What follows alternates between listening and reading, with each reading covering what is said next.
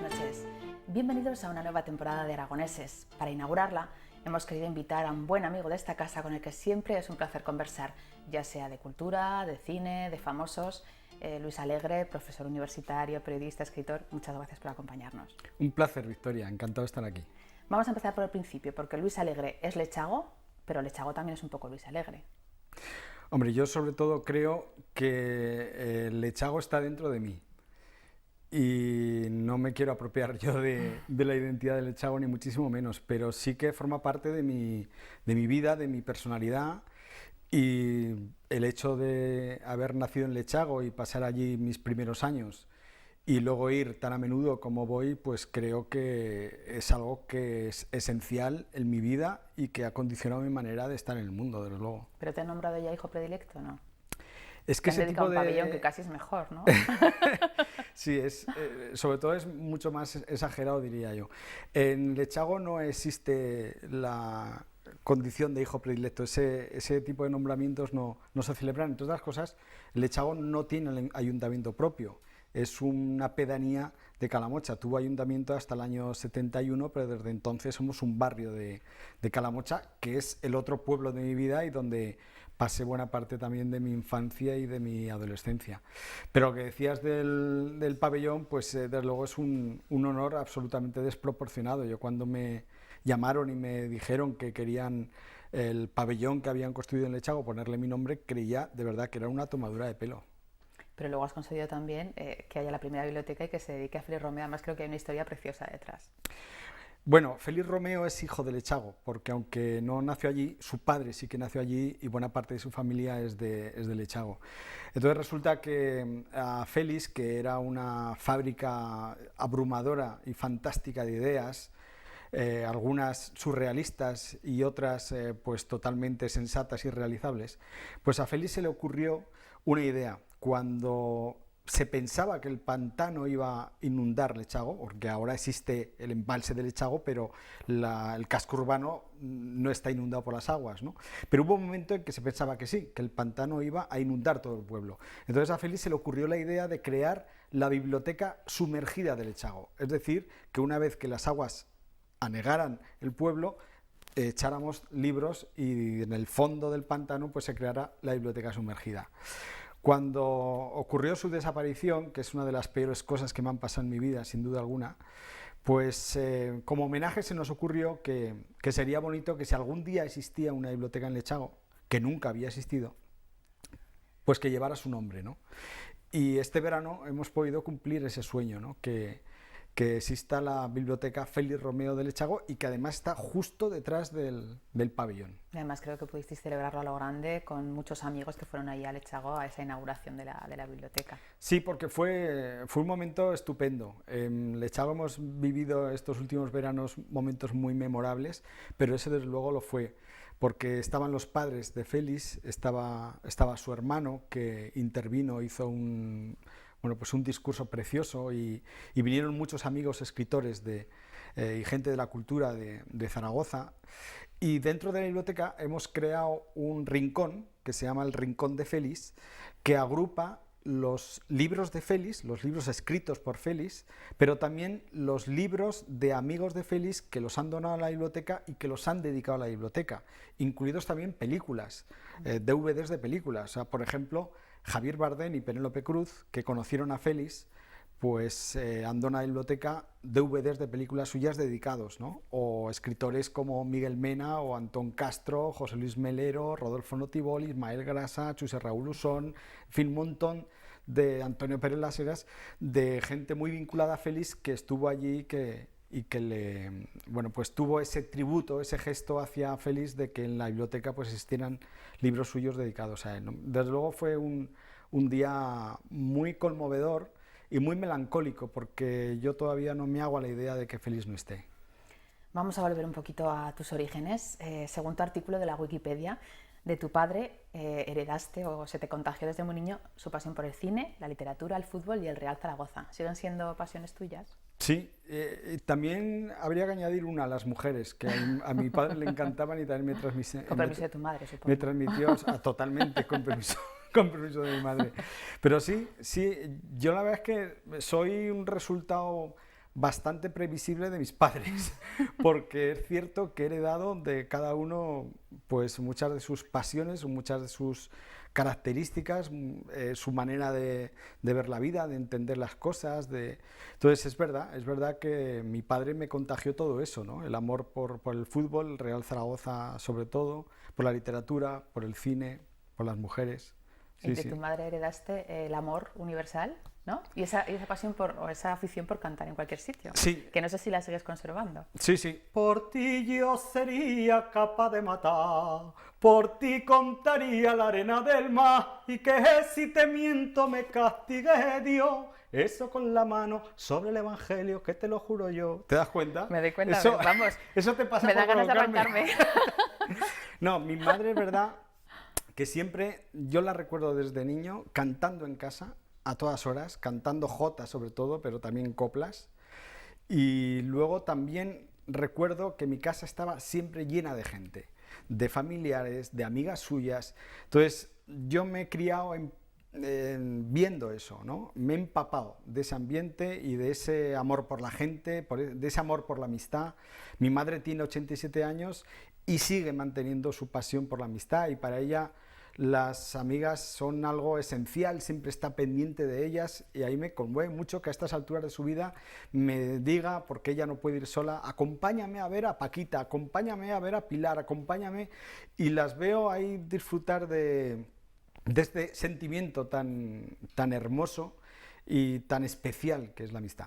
De todas maneras, una prueba de amor materno-filial es que en tu foto del WhatsApp sea tu madre. Sí, bueno, claro, es que... ¿Y tu sobrina? Que sí, son dos de las grandes mujeres de mi vida.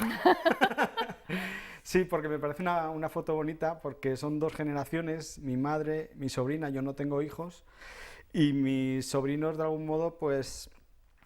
no es que sean mis hijos ni mucho menos, pero sí que despiertan en mí sentimientos que hasta entonces eran desconocidos, ¿no? Los que puedes tener hacia los hijos, en este caso de mi hermana, y bueno, pues esa foto me parecía muy simbólica también de mi vida. Sí, sí. ¿Eres un hombre muy familiar? ¿Te gusta siempre estar rodeado de tu familia? Palagosamente familiar, diría yo. Sí, me encanta mi familia, además hemos provocado alrededor precisamente de mis padres primero, pero ahora mi padre ya no está, pero alrededor de mi madre vivimos mis tres hermanos. O sea, vivimos en una misma urbanización, en bloques diferentes, pero juntos. Yo, desde que mi padre no está, me fui a vivir prácticamente con mi madre porque no llevaba bien esto de la soledad, y yo además estaba encantado de poder hacerlo, y lo sigo haciendo. Y sí, tengo un sentido de la familia muy acusado, no de la familia en general, de mi propia familia, ¿no? Pero creo que es algo bastante común, ¿no? Que la gente quiere mucho a sus padres y a sus hermanos. Lo raro es lo contrario, pero no me creo muy original por eso. ¿Y ese apoyo familiar está detrás de que, por ejemplo, a los 11 años montases tus primeros cineclubs? Bueno, es que, como decías antes, mi padre fue fundamental en mi pasión por el cine. Desde muy niño yo me recuerdo viendo películas con él en la tele, y él hablándome antes de verlas de las películas y diciéndome, esta ya la he visto. Y entonces me hablaba de los actores, de las actrices. Yo me enamoré de Ingrid Bergman antes de conocerla, porque mi padre me había hablado con arrobo de Ingrid Bergman, y cuando la vi en Encadenados de Alfred Hitchcock, pues como yo estaba enamorado, pues ya ese amor se desbordó y le llegué a escribir una carta proponiéndole matrimonio a Ingrid Bergman, nada más y nada menos. Bueno, pues esa mitomanía que mi padre me contagió, pues hizo que me aficionara pues a las películas, que me aficionara mucho pues a enamorarme de las actrices y a tener ídolos relacionados con el cine y hablar mucho de películas. Entonces, cuando fui interno a estudiar a la Universidad Laboral de Cheste con 11 años, yo seguía hablando de eso con mis compañeros, que a muchos les interesaba el cine, pero a otros de ninguna manera. Pero hubo un tutor que siempre me estaba escuchando hablar de películas, y entonces me propuso moderar el cineclub del colegio y encima escribir las reseñas de las películas que íbamos a ver. Y entonces, de alguna manera, ahí empezó casi todo, ¿no? O sea, después del empujón de mi padre, pues ese tutor que percibió en mí cualidades pues para moderar un cineclub y para escribir reseñas, pues despertó en mí algo que se mantiene hasta ahora. ¿Y cómo un cinéfilo y un mitómano como tú acaba estudiando empresariales?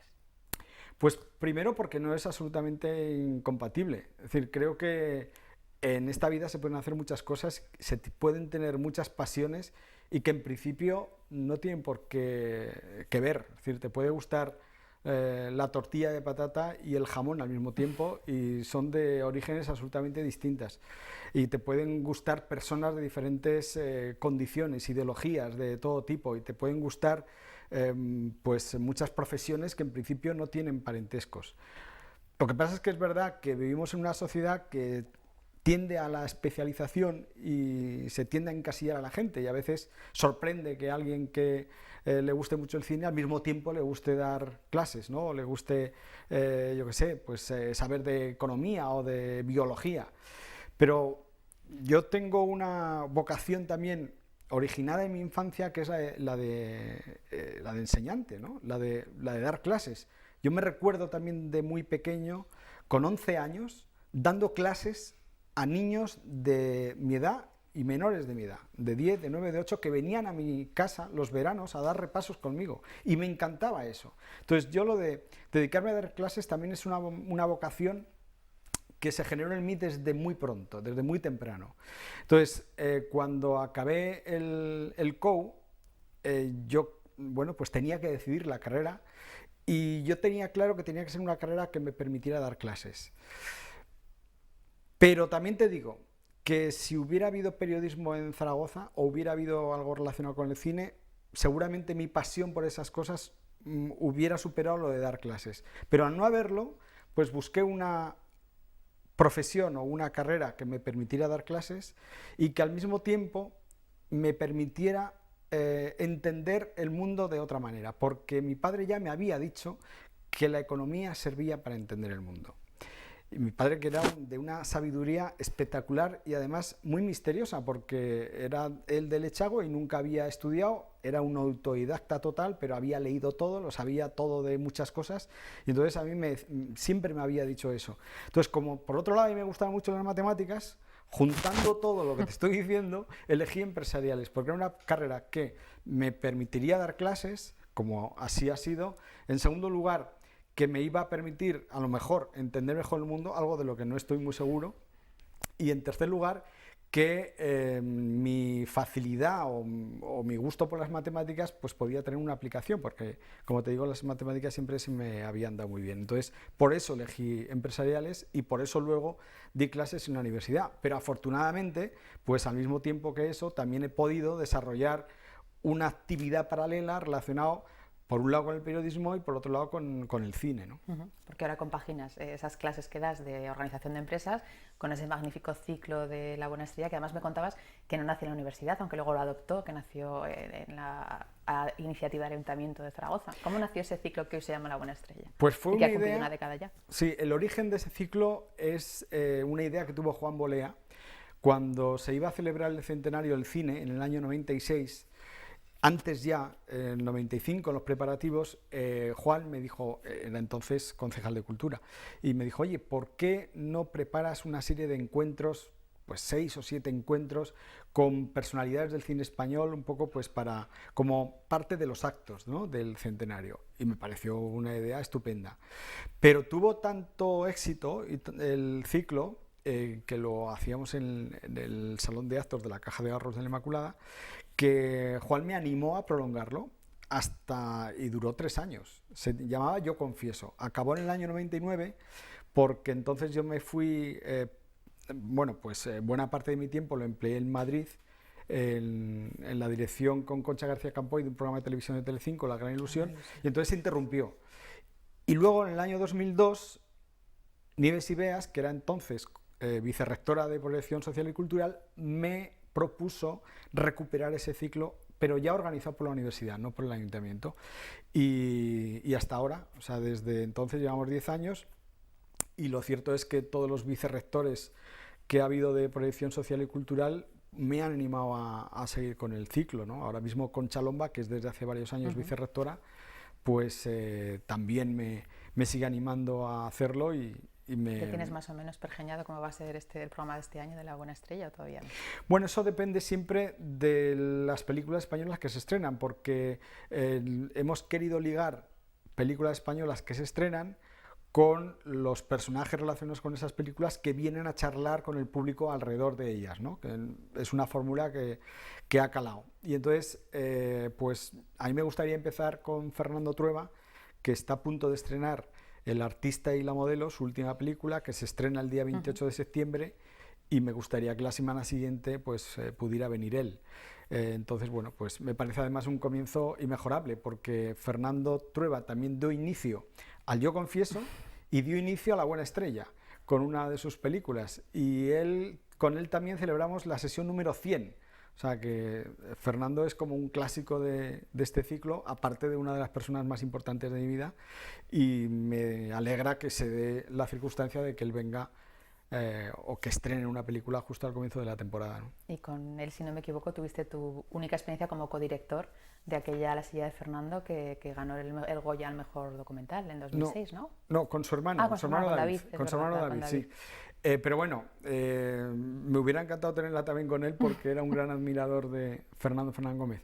Pero sí, fue una experiencia pues hasta ahora única detrás de las cámaras y que solo pude llevar a cabo por la generosidad de David, porque mis conocimientos técnicos del cine son limitadísimos. Yo solo no me considero capaz de dirigir una película, pero en compañía de alguien tan talentoso y tan brillante como David, desde luego, y alrededor de una persona tan impactante y tan deslumbrante y tan genial y tan divertida como Fernando Gómez, pues fue un auténtico placer rodar aquella película cuyo motivo fundamental era retratar una manera muy peculiar de ver la vida y de estar en el mundo, que es la que tenía Fernando Gómez.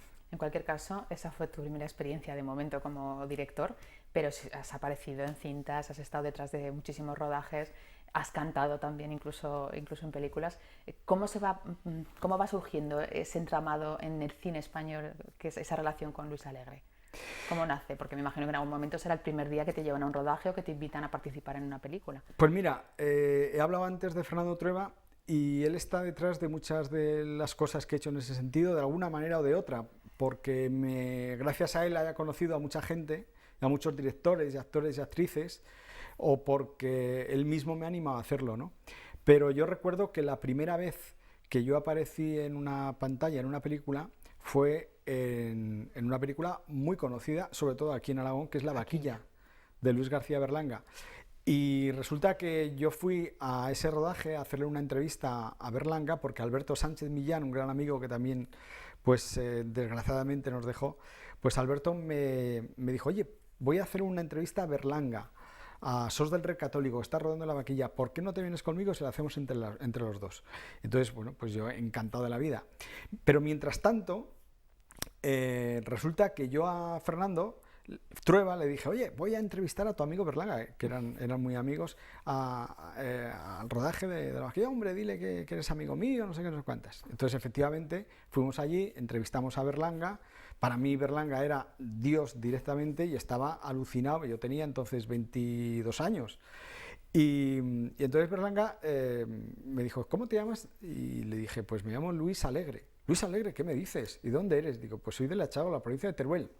Tú y yo tenemos que ser parientes. ¿Ah, dice, sí? Sí. Dice, ¿y eso? Dice, hombre, mi madre, la madre de Berlanga, era de Rubielos de Mora. Dice, mi madre era de Rubielos de Mora.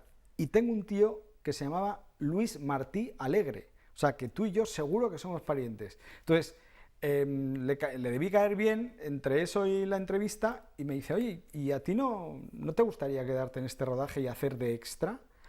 Y digo, sí. ¿Cómo no? ¿Cómo no? Y entonces ahí me pegué casi un mes en SOS, el año 84, verano del 84. Había días que hacía de soldado republicano y otros de soldado nacional según tocaba, pero me lo pasé bomba. Y eso fue el origen de mi participación patética en rodajes. Pero luego pues José Luis García... Qué duro eres contigo mismo, ¿no? Sí. No, hombre, es que soy un actor pésimo. Siempre digo que no conozco a otro actor peor que yo. Pese a eso, José Luis García Sánchez, también gran amigo, entre otras cosas, porque también era y sigue siendo muy amigo de Fernando Trueba, pues también le hacía gracia a yo como supuesto actor, y un día me dio el papel de Tuno Chulo Putas en una serie que se llama La mujer de tu vida, que yo era el Tuno Chulo Putas de Luisa Martín, que luego se ha convertido en popularísima, en la Juani de Médico de Familia y luego en otras muchas. Bueno, pues yo formaba parte de la Tuna de Juan Echanove y con Paco Raval y María Barranco, que también estaban en el reparto, y bueno, pues ahí también canté Banderita tú eres roja, banderita tú eres gualda, decía una frase, estamos esperando a Jaime, y bueno, y luego pues otros muchos que han surgido, pero de esta manera tan casual, ¿no? Tan absolutamente poco profesional y propia de alguien que ya te digo que soy un inútil para la interpretación. Mira, te voy a decir una cosa, yo antes de todo esto, cuando empecé a estudiar en la Universidad de Zaragoza, me apunté al aula de teatro. Y allí me encontré con gente como Ana Labordeta, que entonces ella estaba también empezando a estudiar interpretación. Y ella siempre se acuerda de que yo en las funciones que representábamos me daban ataques de risa. Entonces, claro, era imposible hacer una obra conmigo porque, claro, todo el mundo se acababa riendo de aquello era un desastre y lo dejé inmediatamente. Ahí comprendí que yo no podía llegar a ser para nada actor. En cualquier caso, eres la persona que conozco que más cerca ha estado de un Oscar nunca.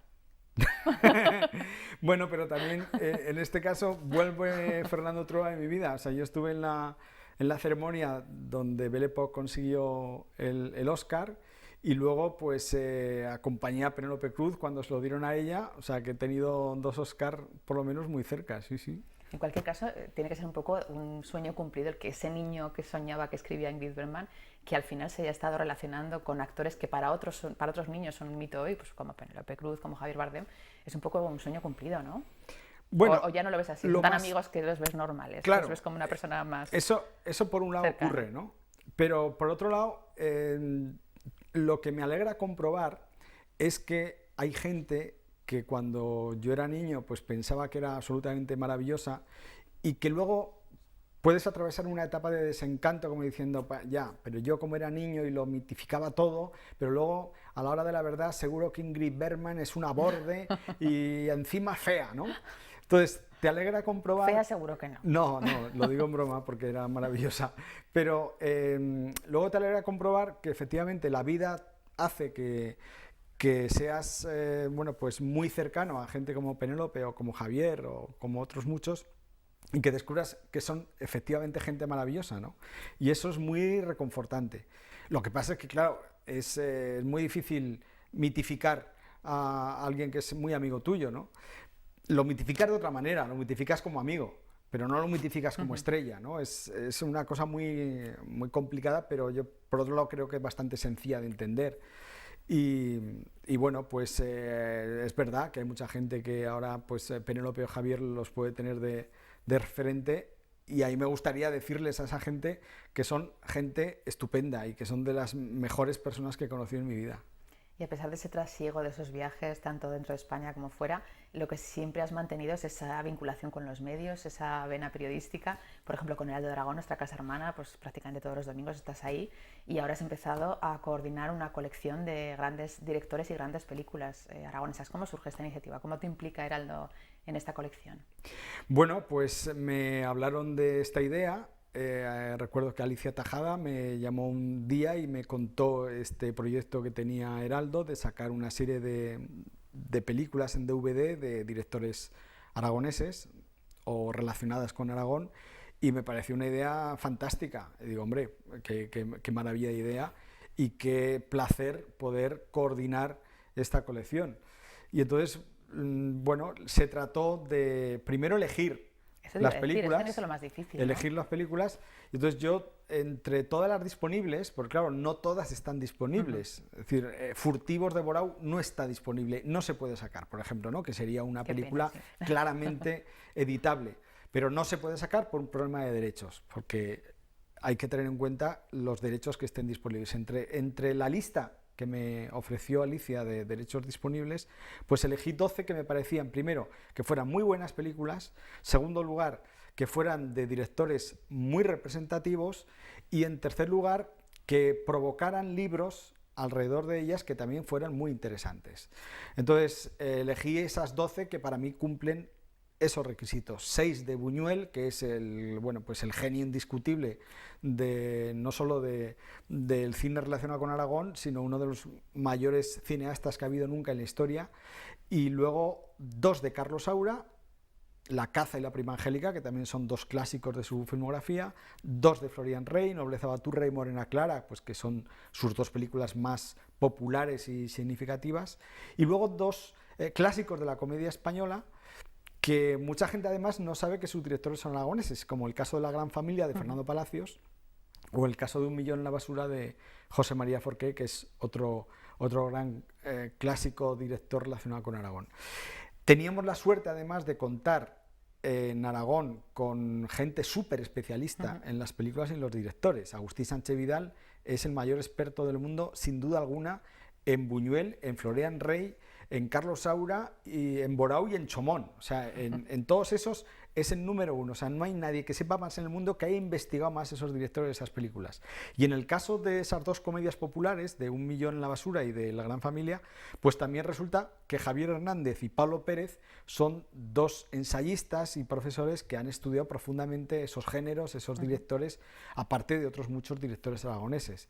Entonces, realmente está siendo un trabajo muy placentero, porque bueno, pues yo me siento muy cercano a todos esos directores, especialmente a Buñuel, pero también a Saura, del cual además tengo una gran relación y amistad. Me parece un tío estupendo, y me parece también un placer poder encargar a esos expertos mundiales que puedan concretar su sabiduría en estos libros, y que los aficionados al cine tengan la oportunidad de tener una colección en la que, por cierto, algo tienes tú que ver, Victoria.